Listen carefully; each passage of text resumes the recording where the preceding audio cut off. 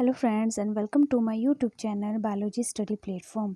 आज की इस वीडियो में हम डिस्कस करने वाले हैं डीएनए की हिस्ट्री के बारे में और हिस्ट्री ऑफ डीएनए और थोड़ा सा इसके स्ट्रक्चर के बारे में। हिस्ट्री ऑफ डीएनए में अगर हम बात करें, सबसे पहले डीएनए की डिस्कवरी किसने की थी, तो इसको सबसे पहले आइसोलेट किया था एज अ न्यूक्लिक एसिड। ठीक है, एज अ न्यूक्लिक एसिड इसको सबसे पहले आइसोलेट किया था 1868 में। किसने इसको आइसोलेट किया था 1868 में? एक स्विस फिजिशियन फ्रेडरिच मिशर ने।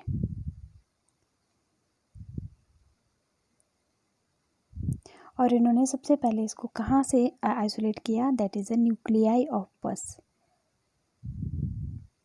जो पस सेल होती है उसके न्यूक्लियाई से इसने फ्रेडरिच मिशर ने सबसे पहले 1868 में एज अ न्यूक्लिक एसिड इसको आइसोलेट किया था। इसके बाद उन्होंने जब इसको आइसोलेट किया तो उन्होंने इसका एक नाम रखा, दैट इज़ अ न्यूक्लिन। उन्होंने सबसे पहले इसको न्यूक्लिन नाम से प्रोनाउंस किया। इसके बाद इस सब्सटेंस को इन्होंने बोला कि ये हेरिडिटरी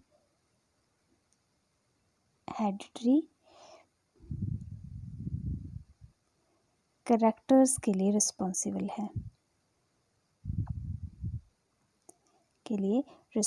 है और इसी न्यूक्लिन को फिर से नेम दिया गया as a nucleic acid.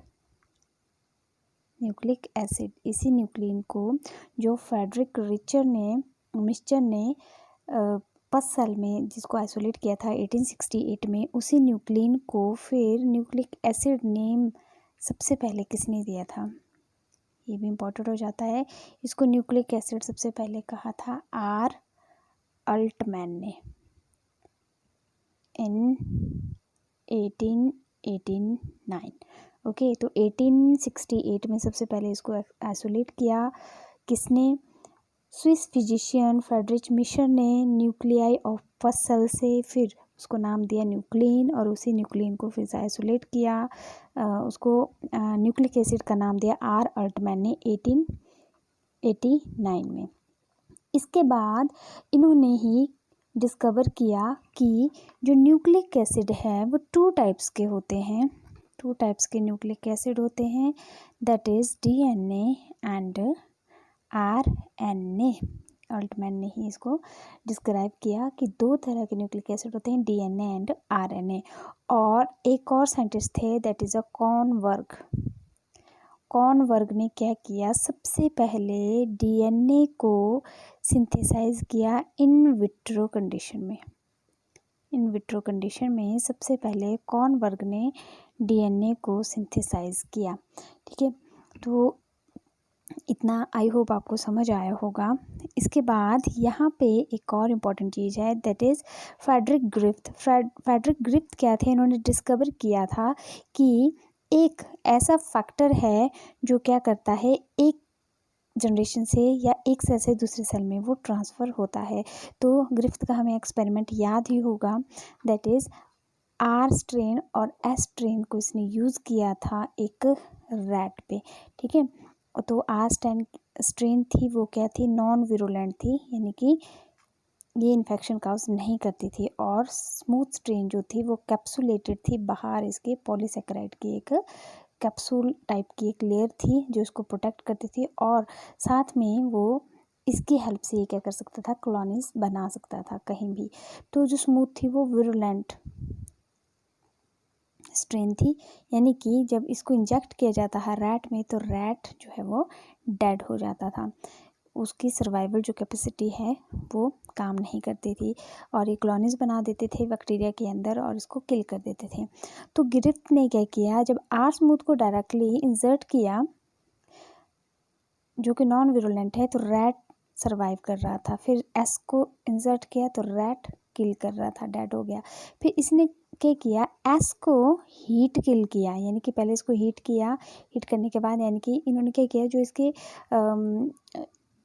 Infection था उसको डेड कर दिया, फिर हीट करने के साथ साथ इन्होंने आर के साथ जो है एस को कंबाइन किया और फिर इन्होंने रैट पे इसको इंजेक्ट कर दिया। लेकिन यहाँ तो अब देखो हीट किल कर दिया था तो इसका जो इन्फेक्शन था स्मूथ का वो तो ख़त्म हो जाना चाहिए था, लेकिन ऐसा नहीं हुआ। जब आर और जो एस था, ठीक है, प्लस हीट किल्ड एस था, ठीक है, heat killed S smooth strain थी, जब इन्होंने दोनों को इनको इंजेक्ट किया तो जो रैट होता है वो डेड हो जाता है, ठीक है, वो नहीं सरवाइव कर पाता है। क्यों?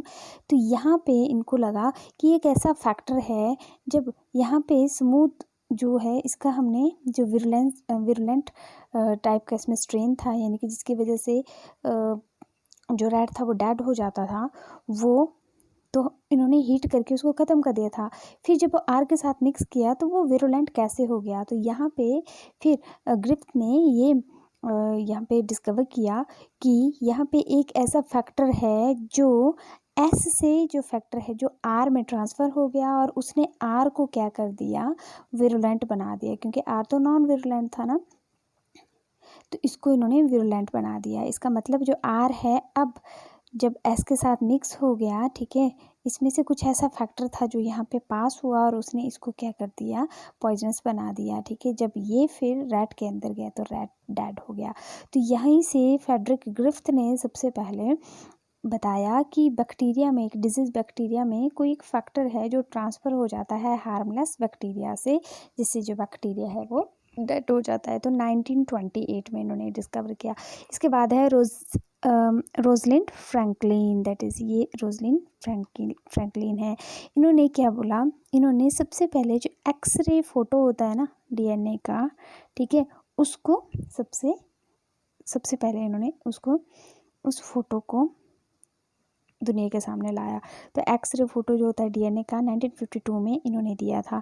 अब उसी एक्सरे फ़ोटो को वाटसन एंड क्रिक ने क्या किया?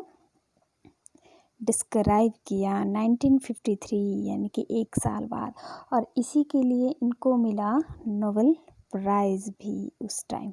ओके, तो कई बार पूछ लिया जाता है कि वाटसन और क्रिक को नोबेल प्राइज़ किस चीज़ के लिए मिला? तो वो उनको मिला था डीएनए के स्ट्रक्चर को डिस्क्राइब करने के लिए, जो फ्रैंकलिन ने एक्सरे स्ट्रक्चर 1952 में बनाया था, एक्सरे फ़ोटो जो था वो प्रेजेंट किया था उसके लिए। ओके, अच्छा, तो ये हमारा आज का डीएनए का हिस्ट्री का कंटेंट यहीं ख़त्म होता है। इसके साथ मैं आपको डीएनए और आरएनए हमने भी बोला कि क्या है? न्यूक्लिक एसिड है, ठीक है। लेकिन ये न्यूक्लिक एसिड बनाता कौन है? दैट इज़ अ न्यूक्लियोटाइड्स,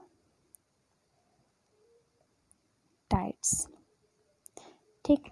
जो न्यूक्लियोटाइड्स हैं ये क्या बनाते हैं? डीएनए को बनाते हैं और आरएनए को भी बनाते हैं। इनको हम बोलते हैं न्यूक्लियोटाइड। और डीएनए की फुल फॉर्म तो हमें पता ही है, that is deoxy ribo nucleic acid, और आरएनए की राइबो न्यूक्लिक एसिड, ठीक है।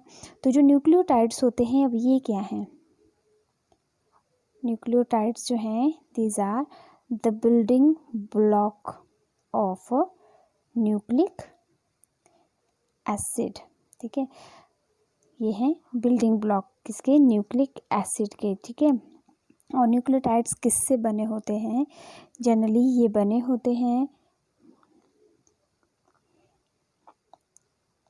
Carbon, hydrogen, oxygen, nitrogen and phosphorus के। लेकिन जो न्यूक्लियोटाइड के मेन 3 कंपोनेंट्स हैं, देखो न्यूक्लियोटाइड्स क्या हैं? न्यूक्लियोटाइड्स तो बिल्डिंग ब्लॉक्स हैं किसके? न्यूक्लिक एसिड के, ठीक है। अब ये किससे बने होते हैं? तो कार्बन, हाइड्रोजन, ऑक्सीजन, फॉस्फोरस, ठीक है, नाइट्रोजन, ये तो हैं इनके जनरल जो कंपोनेंट है। लेकिन इसके अलावा 3 मोस्ट कंपोनेंट होते हैं डीएनए के, 3 more important component, that is number 1 nitrogen base, ठीक है, ये मोस्ट इम्पॉर्टेंट है। Second that is a pentose sugar, कई बार यहाँ से भी क्वेश्चन पूछ लिया जाता है। कि इनमें से कौन सा जो है वो नाइट्रोजन बेस का कंपोनेंट नहीं है, इस तरह से क्वेश्चन आएगा। या फिर कई बार पूछ लिया जाता है कौन सा जो है वो इनमें से कंपोनेंट है, ठीक है, या घुमा के कैसे भी आपसे क्वेश्चन पूछ लिया जाता है कंपोनेंट से रिलेटेड भी, ठीक है। तो 3 कंपोनेंट्स होते हैं न्यूक्लियोटाइड्स के, that is a first nitrogen base, second pentose sugar, third that is a phosphate group. Okay, ये और जो न्यूक्लियोटाइड्स हैं, ठीक है, ये क्या होते हैं, एक तरह से जो पॉलीमरिक कंपाउंड्स होते हैं न्यूक्लियोटाइड के, ठीक है, उनको हम बोलते हैं पॉलीन्यूक्लियोटाइड। यानी कि बहुत सारे न्यूक्लियोटाइड आपस में मिलकर एक मोनोमर का काम करेंगे, ठीक है, और उनको हम क्या बोलेंगे, पॉलीन्यूक्लियोटाइड्स। ठीक, तो इतना आपको क्लियर हो चुका होगा कि डीएनए की हिस्ट्री क्या है, ठीक है, किसने इसको सबसे पहले एक्सट्रैक्ट किया, कहाँ किया, ठीक। तो ये हमने आज इस वीडियो में एक्सप्लेन कर लिया है। आई थिंक आपको समझ आया होगा और ये वीडियो भी पसंद आई होगी। अगर आपको मेरी वीडियो पसंद आती है तो प्लीज़ आप लाइक बटन क्लिक कर लीजिए। अगर आपको कोई क्वेश्चन पूछना है या आपको कोई पैटर्न चेंज करवाना है कि ऐसे नहीं आप ऐसे करवाइए, ये टॉपिक हमें समझ नहीं आया है, या फिर आपको कोई वॉलंटरी कोई और टॉपिक समझना है, आप चाहते हैं कि उस पर मैं वीडियो बनाऊँ, तो प्लीज़ आप कमेंट सेक्शन में कमेंट कर सकते हैं। Thank you and very good luck for your preparation.